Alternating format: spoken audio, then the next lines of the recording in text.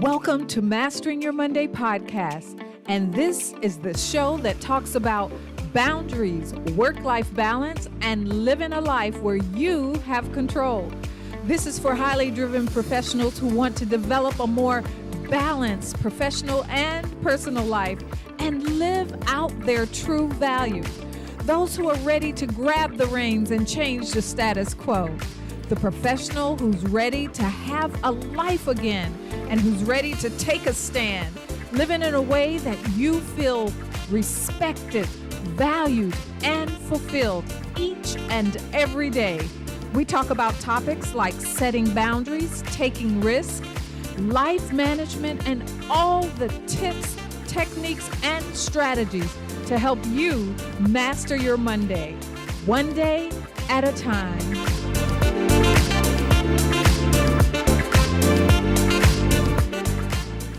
We know the excitement lies in the story. We hear it in our experiences in each and every day. The things that hold our attention, that we lean into, are the things that come up with a good storyline. Why are we riveted to TV, a good book, or a great conversation? Because of the story being told and played out. When it comes to gratitude in our life, if you really think about it, there's a story that leads to each lineage of gratitude. This episode, let's discuss how we can search those stories out. Hey, Michelle O'Neill here, and I love a great conversation. So pull up a chair ringside and let's talk the real deal today on episode 29. Finding gratitude in an angry world. What's in a story? Now, I don't watch TV much, but when I do, you can pretty much bet it's one of those deep dive, follow the clues, medical or detective type shows. You know, the ones that follow the facts and the science like CSI, Bones, Monk, Rizzoli and Isles. It's that perfect mix of intuition backed up by the conclusive facts of science. Show me the proof. That's what I'm talking about. Stories are major to our being able to continually see the call for gratitude in our lives. There are evidence to the undisputable reasoning of why we have cause to be grateful.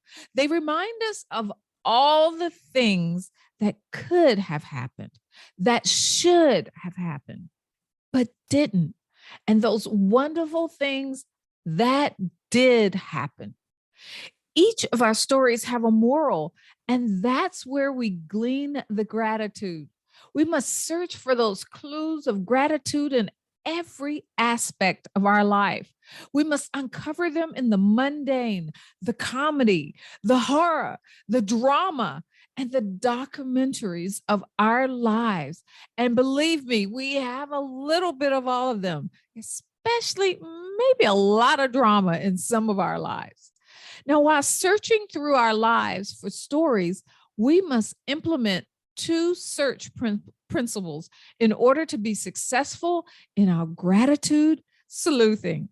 One, we must be able to identify and extract the right stories in our lives, not just see them for the events that they are, but to access and consider the full story, the whole story, and all of its facets.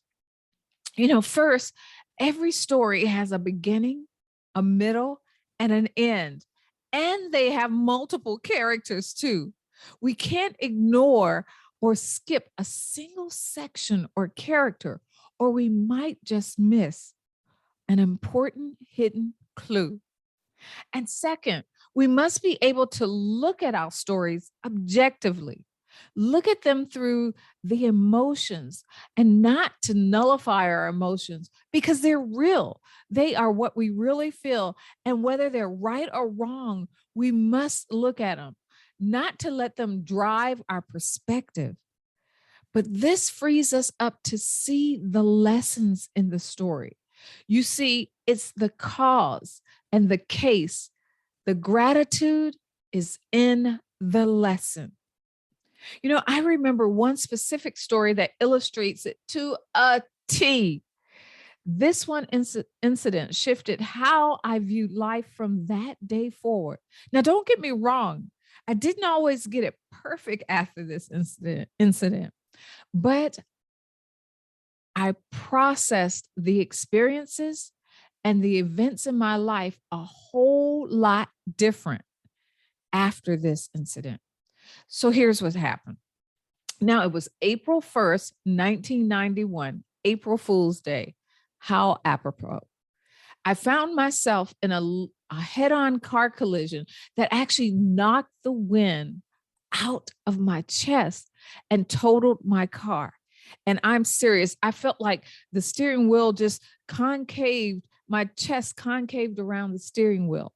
Now, I had been driving down the highway and had a collision with another car. I was going 50 miles an hour because it was a highway. And this car was sitting on the sideline, and it decided that it needed to make a U-turn and pulled right in front of me before I could stop. And I hit the brakes. I really did try to stop, but I didn't stop soon enough as I watched their car go up in the air and flip around and come down. Now, I can actually say that at that moment of impact, my life literally flashed before my eyes. No emotion, just realization of everything that had happened before this moment. And I walked out of the hospital that day with a whole new gratitude for life itself. For many things went through my mind. So many things went through my mind. And thankfully, one of them was that my daughter wasn't in the car with me that day, because usually we would go everywhere together. But that day, because I was going to the DMV, she didn't come with me. I was so thankful for that, because she could have been hurt or worse.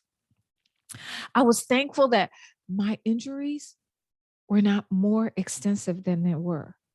Yes, there were months of healing and things that I had to go through, but I didn't lose a life or a limb.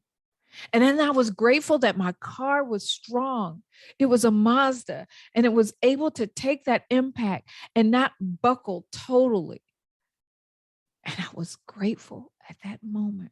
I realized that I was a child of God, and there was a purpose for me being here and a reason.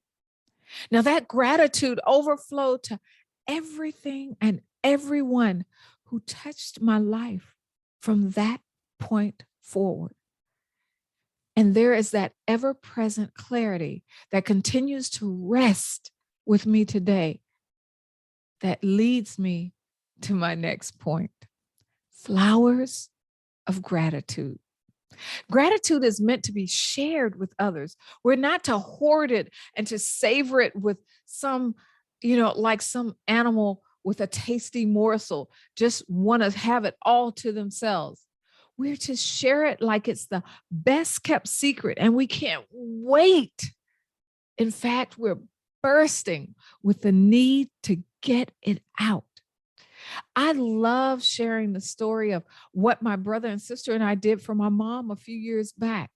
I think it was mom's birthday or it was Mother's Day, and I can't remember what it was, which day it was.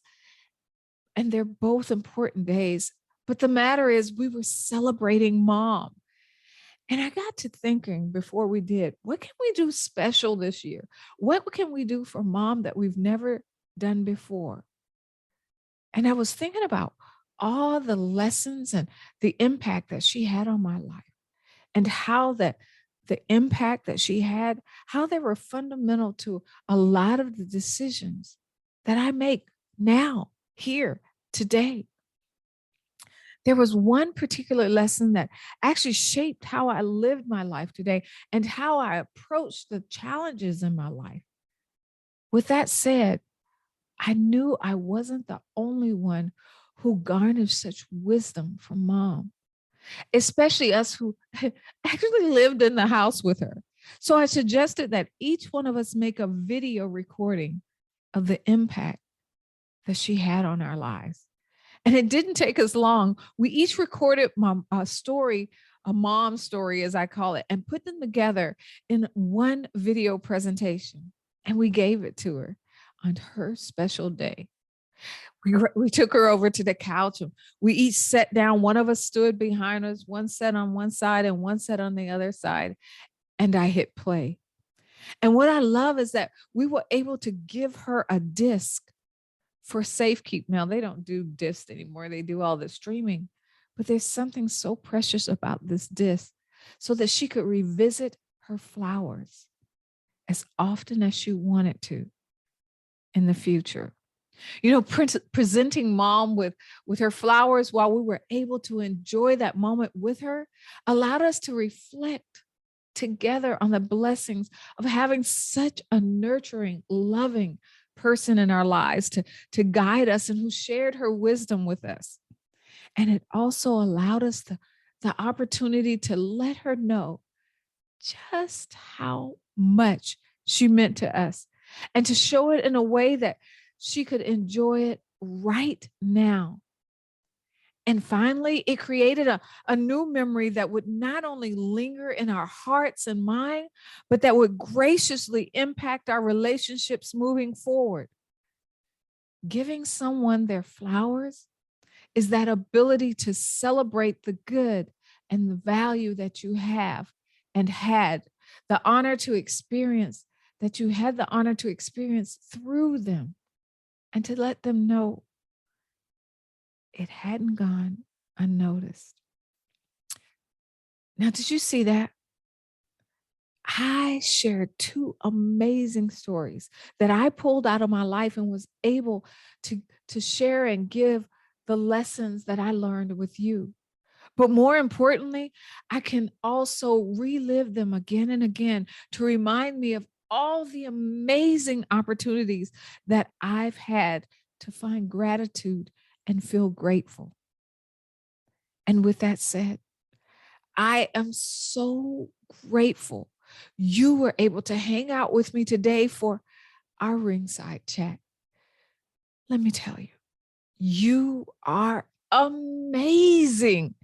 And I hope you enjoyed this episode with me. And if you haven't done so already, make sure to hit subscribe so you don't have or miss a single episode. And one more thing I want you to do, and that's visit meet.michelleoneil.com. Meet, like I want to meet you, MEET.MichelleOneil, spell it right, MISCHELLEONEAL.com, so that you can find out what I'm up to and get a gift while you're there. Make sure to let me know how I can serve you further so I can help you master every day. And I mean every day, like it's your Monday. Until next time, take care and remember, today is the best day of your life.